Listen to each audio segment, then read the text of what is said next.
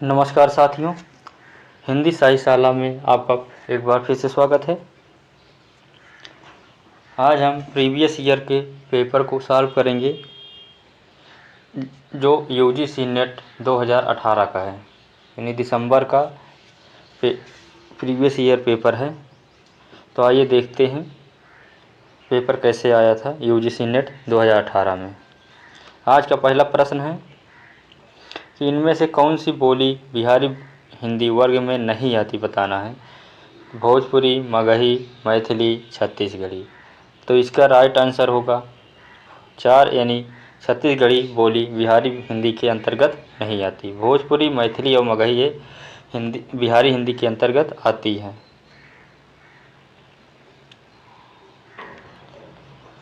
अपभ्रंश उपभाषा में बोली। अपभ्रंश पश्चिमी हिंदी, सौरसैनी अपभ्रंश जिसमें पश्चिमी हिंदी खड़ी बोली कौरवी आती है, ब्रज भाषा आती है हरियाणवी यानी बांगरू आती है, और बुंदेली और कन्नौजी आती है।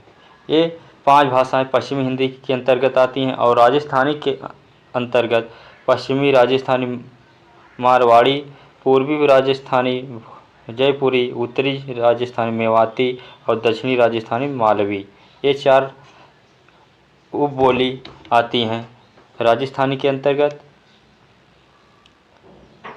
खास एवं पहाड़ी हिंदी के अंतर्गत कुमायूं, गढ़वाली और नेपाली, ये तीनों उपबोली आती हैं पहाड़ी बोली के अंतर्गत। और अर्धमागधी अपभ्रंश में पूर्वी हिंदी यानी पूर्वी हिंदी के अंतर्गत अवधी, बघेली, छत्तीसगढ़ी, ये 3 भाषाएं बोली आती हैं। तीसरा है मगही अपभ्रंश में बिहारी के अंतर्गत भोजपुरी आती है। तो ये रही भाषा और उपभाषा अपभ्रंश। दूसरा प्रश्न है कि संस्कृत का कोई भी शब्द मनचाहे ढंग से तोड़ मरोड़ तद्भव नहीं बनाया जा सकता, यह कथन किसका है, बताना है। तो इसका राइट आंसर होगा रामविलास शर्मा, यानी चौथा नंबर का ऑप्शन सही होगा। रामविलास शर्मा ने कहा है कि संस्कृत का कोई भी शब्द मन चाहे ढंग से तोड़ मरोड़ कर तद्भव नहीं बनाया जा सकता। सुनीत कुमार चटर्जी के अनुसार काल्पनिक सिद्धांतानुसार संस्कृत तथा वैदिक में देशी और विदेशी शब्द था ही नहीं। तो ये रहा रामविलास शर्मा और सुनीत कुमार चटर्जी के अनुसार संस्कृत के तद्भव तत्सम शब्द के रूप के लिए। तीसरा प्रश्न है कि सिद्धों और योगिनियों की रचनाओं का जीवन की स्वाभाविक अनुभूति और दशाओं में से कोई संबंध नहीं है, अतः वे शुद्ध साहित्य के अंतर्गत नहीं आती। यह विचार किसका है? जिन विजय का, रामचंद्र शुक्ल का, हजारी प्रसाद द्विवेदी का, धीरेन्द्र वर्मा का। तो राइट आंसर इसका दूसरा यानी रामचंद्र शुक्ल जी का यह कथन है सिद्ध कवियों के लिए।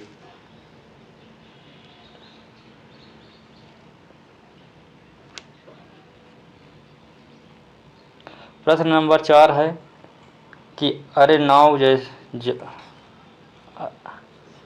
नाव जौवन अभिरामा जत देखत तत कहिए न पहिए छाओ अनुपम एक ठामा। उक्त काव्य पंक्ति में कवि कहना क्या चाह रहा है, बताना है।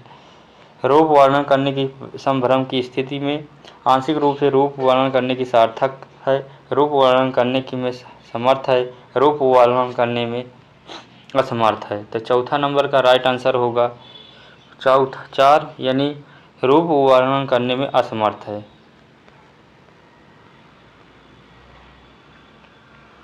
पाँच नंबर प्रश्न है कि रस गगन गुफा में अजर झरें अजपा सुमिरन जप करें, उक्त पंक्ति में गगन गुफा का अभिप्राय क्या है, बताना है।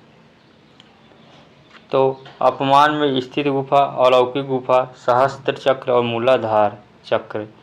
तो गगन गुफा का अर्थ होता है सहस्त्र चक्र, यानी राइट आंसर 3 होगा। 6 नंबर प्रश्न है कि हरिदासी संप्रदाय के राधा कृष्ण हैं लोक हित रक्षक, लोक निरपेक्ष, आत्मनिष्ठ और जीवन सापेक्ष। तो 6 नंबर का राइट आंसर होगा लोक निरपेक्ष, यानी दूसरा ऑप्शन सही होगा। 7 नंबर प्रश्न है कि हरि अनंत हरि कथा अनंता कहीं सुनई बहुविध सब संता। राम कथा के प्रसंग में तुलसीदास ने यह बात किससे कहलवाई थी बताना है।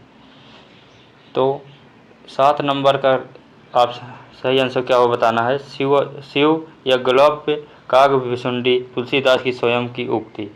तो 7 नंबर का राइट आंसर होगा ए, यानी शिव जी से यह कथन प्रसंग कहलवाया था तुलसीदास जी ने। क्वेश्चन नंबर 8 है कि निम्नलिखित में से किस कवि ने सत्सई की रचना नहीं की बताना है। चिंतामणि, मतीराम, राम सहाय और अमीरदास। तो 8 नंबर का राइट आंसर होगा ए, यानी चिंतामणि ने सत्सई की रचना नहीं की। रीतकाल के कवि चिंतामणि ने सत्सई की रचना नहीं की। मतीराम, राम सहाय, अमीरदास, बिहारी, रहीम, वृंद, भूपति, चंदन, रसनिधि इत्यादि कवियों ने सत्सई की रचना की। तो सत्सई की रचना ये प्रमुख कवियों ने किया था। मतीराम ने, राम सहाय ने, अमीरदास ने, बिहारी ने, रहीम, वृंद, भूपति और चंदन रसनिधि, ये इन कवियों ने सत्सई की रचना की है। 9 नंबर प्रश्न है कि भारत में अंग्रेजों के बढ़ते प्रभाव के प्रति ध्यान आकर्षित करते हुए पद्माकर ने किस राजा के दरबार में यह कविता पढ़ा था कि मीनागढ़ बम्बई सुमंद मंदराज बंग, बंदर को बंद करी बंदर सहावेंगे, कहें पद्माकर कसत की काश्मीर हूँ को पिंजर सो घेर के कलिंजर छुड़ाव वैगो, बाका नृप अलीजा महाराज काबो, सज दल पकड़ी फिरंगिन दबावेंगो, दिल्ली डह पट्टी पटना हूँ को झटपट करी, कब कहूँ लत्ता कलकत्ता को उड़ावेंगो। तो यह पंक्ति पद्माकर ने किस राजा के दरबार में कहा था, इसका राइट आंसर बताइए 9 नंबर का। तो 9 नंबर का राइट आंसर होगा तीसरा, यानी दौलत राम राव सिंधिया के दरबार में यह कविता पद्माकर जी ने सुनाया था। क्वेश्चन नंबर 10 है निम्नलिखित में से कौन सी रचना गया प्रसाद शुक्ल स्नेही जी की नहीं है बताना है। प्रेम पचीसी, स्वप्न, कुसुमांजलि, कृषक क्रंदन। तो राइट आंसर इसका होगा दूसरा, यानी स्वप्न। यह रचना स्नेही जी की नहीं है। गया प्रसाद शुक्ल स्नेही त्रिशूल के उपनाम से कविता करते थे। सुकवि नामक पत्रिका का संपादन भी करते थे। प्रेम पचीसी, कुसुमांजलि, कृषक क्रंदन, राष्ट्रीय वीणा, करुण कादम्बिनी आदि इनकी रचनाएं हैं। स्वप्न, पथिक, मिलन, मानसी, कविता कौमुदी आदि राम नरेश त्रिपाठी जी की रचना है। तो स्वप्न राम नरेश त्रिपाठी जी की रचना है।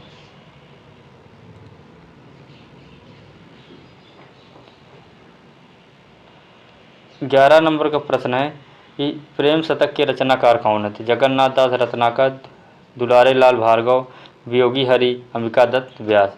तो इसका राइट आंसर होगा तीसरा, यानी वियोगी हरि प्रेम शतक के रचनाकार हैं। प्रेम शतक, प्रेम पथिक, प्रेमांजलि, असहयोग वीणा, वीर सत्सई यह वियोगी हरि की रचनाएं हैं। हिडोला, हरिश्चंद्र, गंगावतरण, उद्धव शतक यह जगन्नाथ दास रत्नाकर की रचना है। दुलारे दोहावली, दुलारे लाल भार्गव की रचना है। पावस पचासा, सुकवि सत्सई यह अंबिका दत्त व्यास की रचना है।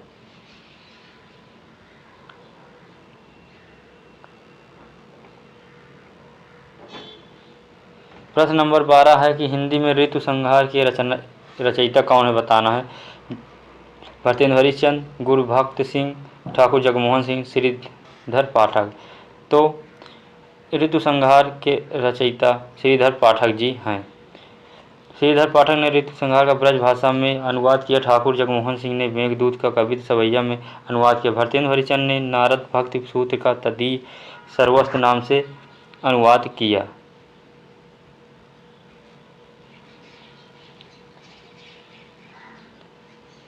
क्वेश्चन नंबर 13 है कि मुरारी और नरसी के प्रेम पर आधारित उपन्यास कौन है बताना है।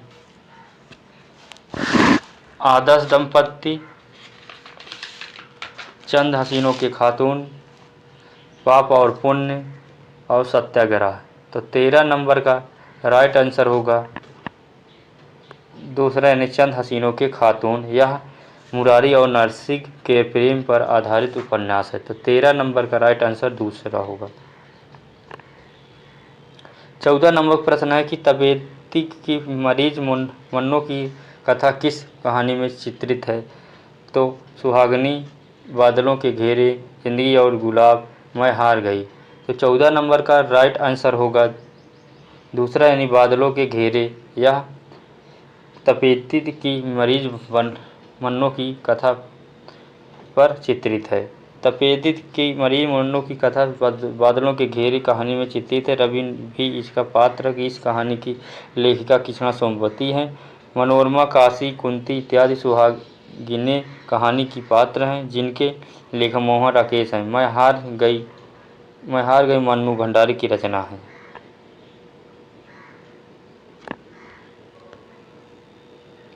15 नंबर प्रश्न है कि अनुभूति की द्वंद्व ही से प्राणी के जीवन का आरंभ होता है। उच्च प्राणी मनुष्य भी केवल एक जोड़ी अनुभूति लेकर इस संसार में आता है। उक्त पंक्ति किस निबंध से उद्गृहित है बताना है। तो राइट आंसर इसका होगा भाव या मनोविकार निबंध से यह उद्गृहित है। अनुभूति के द्वंद्व ही प्राणी के जीवन का आरंभ होता है। उच्च प्राणी मनुष्य भी जीवन का एक जोड़ी अनुभूति लेकर इस संसार में आता है। यह भाव एवं मनोविकार निबंध से है और निबंधकार आचार्य रामचंद्र शुक्ल जी का है। सामाजिक महत्व के लिए आवश्यक है कि या तो आकर्षित करो या आकर्षित हो। यह श्रद्धा भक्ति निबंध से है, रामचंद्र शुक्ल जी का यह भी निबंध है। संसार के प्रत्येक प्राणी के जीवन का उद्देश्य दुख की निवृत्ति और सुख की प्राप्ति है। करुणा निबंध से है, रामचंद्र शुक्ल जी का निबंध है। दान वीरता तभी कही जाएगी जब दान के कारण दानी को अपने जीवन निर्वाह में किसी प्रकार का कष्ट या कठिनता दिखाई देती है। यह उत्साह निबंध आचार्य रामचंद्र शुक्ल जी का यह निबंध है। क्वेश्चन नंबर 16 है कि नारी का आकर्षण पुरुष को पुरुष बनाता है तो उसका आकर्षण उसे गौतम बुद्ध बना देता है। यह संवाद किस नाटक का है बताना है।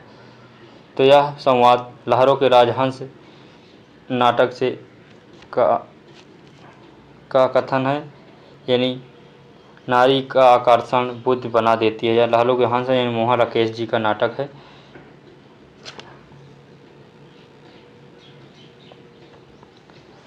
मैं पूछती हूँ भावना में भाव का वर्णन क्या होता है, उससे जीवन की आवश्यकताएं किस तरह से पूरी होती है। आषाढ़ का एक दिन नाटक से मोहन राकेश का नाटक है।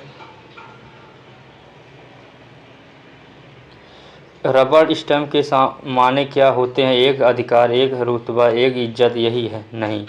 वहम का भी कोई इलाज नहीं। आधे अधूरे नाटक से मोहन राकेश का है और पैरों तले की जमीन मोहन राकेश के नाटक के कथन हैं। 17 नंबर प्रश्न है कि वट वृक्ष की छाया में किस लेखक किसकी स्मृति को सुरक्षित रखने के लिए लिखी गई थी। तो यह अमृतलाल नागर के लिए की स्मृति के लिए यह वट वृक्ष की छाया स्मृति को सुरक्षित रखने के लिए लिखी गई थी। वट वृक्ष की छाया संबंधित लेखक अमृतलाल नागर हैं और रचनाकार कुमुद नागर हैं। मेरे हम सफ़र कमलेश्वर जी का रचनाकार गायत्री कमलेश्वर हैं और व्यंग दरवेश हजारी प्रसाद द्विवेदी पर यह विश्वनाथ प्रसाद त्रिपाठी जी ने लिखा था। 18 नंबर प्रश्न की राही मासूम रजा के द्वारा रचित उपन्यास नहीं है बताना। टोपी शुक्ला, दिल एक सादा कागज, कटरा बी आरजू, ये तीनों रचनाएं मासूम रजा जी की हैं। समर शेष यह रचना इनकी नहीं है। आधा गांव 1966, हिम्मत जौनपुरी 1979, टोपी शुक्ला 1979, दिल एक सादा कागज 1973, कटरा बी आरजू 1978, ओश की बूंद 1975 इत्यादि राही मासूम रजा के उपन्यास हैं। समर शेष है पुरुष पुराण, श्वेत पत्र, रोमा माटी, मंगल भवन, नमामि ग्राम, अमंगलहारी, देहरी पार इत्यादि विवेक की राय के उपन्यास हैं। 19 नंबर का प्रश्न है कि भक्ति के आंदोलन की जो लहर दक्षिण से आई उसी ने उत्तर भारत की परिस्थितियों में अनुरूप हिंदू मुसलमान दोनों के लिए एक समान भक्ति मार्ग की भी भावना कुछ लोगों में जगाई। उक्त कथन किसका है? तो यह रामचंद्र शुक्ल जी का कथन है। राइट आंसर 1 होगा।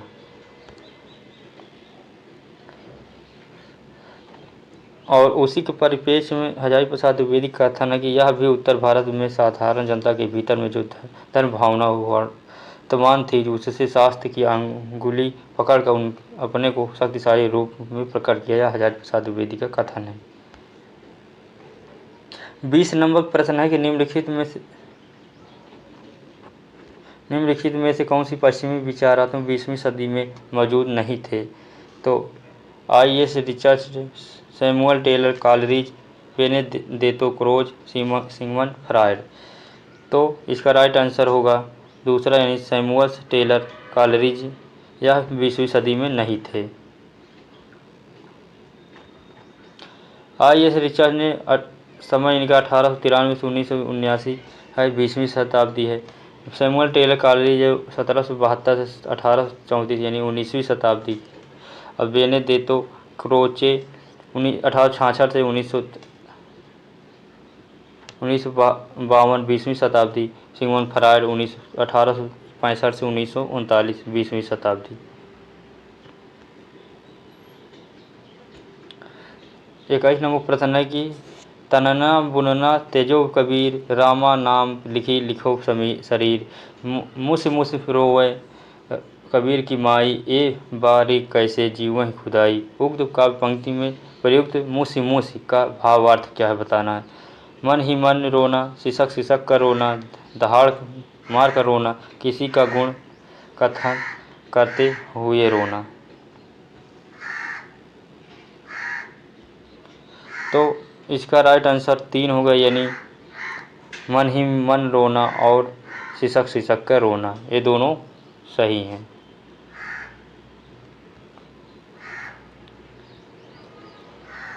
पद में आए हुए मूसिक शब्द का भावार्थ मन ही मन या सिसक सिसक कर रोना।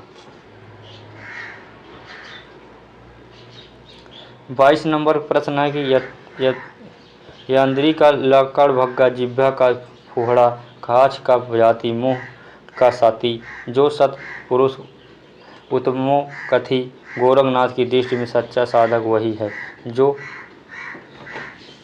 इसमें बताना है समय हो या इंद्रिय दमन करने वाला हो या क्रूर भाषा बोलने वाला हो या महासुखवादी हो।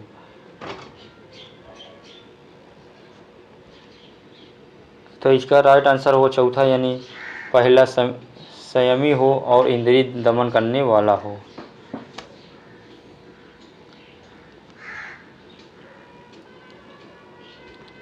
गोरखनाथ के अनुसार सच्चा साधक वही हो जो इंद्रियों को वश में कर सकता हो है और कुछ भी अनावश्यक बोलने वाला ना हो, भोग विलास के से दूर हो और सत्य धर्म का पालन करने वाला तथा सात्विक वृत्तियों से युक्त सत्य वचन करने वाला, अर्थात वह संयमी हो और इंद्रिय दमन करने वाला हो। 23 नंबर प्रश्न है श्याम विनोदी रे मधुबनिया, अब हरि गोकुल कहे को आवहीं, चाहत नव यौवनिया। सूरदास प्रभु तजी कमरिया, अब हरि भय चिकनिया। अब हरि भय चिकनिया के द्वारा सूरदास क्या कहना चाहते हैं? तो क्या कहना चाहते हैं? इसका राइट आंसर होगा तीसरा एवं चौथा। ये बोले तो श्री कृष्ण छैला हो गए हैं और श्री कृष्ण सुंदर छवि वाले हो गए हैं, तो ये दोनों सही हैं।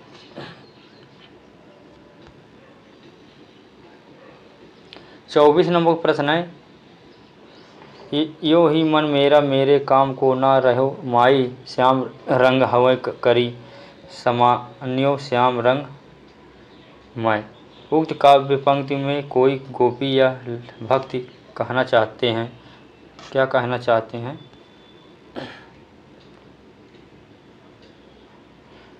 कि कृष्ण के रंग में रंग कर मेरा मन उन्हीं की जैसा हो गया है और मेरा मन श्री कृष्ण के वश में हो गया है। ये दोनों कथन सही है।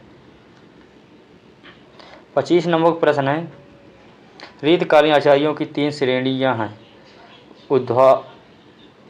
उद्भावक आचार्य, व्याख्या आचार्य, उद्गाता आचार्य और कवि शिक्षक। तो इसमें 3 श्रेणियां कौन कौन सी बताना है। तो इसमें उद्भावक आचार्य होता है और व्याख्याताचार्य होता है और कवि शिक्षक ये होता है। उद्गाता आचार्य इसमें नहीं होता। तो राइट आंसर इसका कौन सा होगा। तो इसका राइट आंसर तीसरा होगा।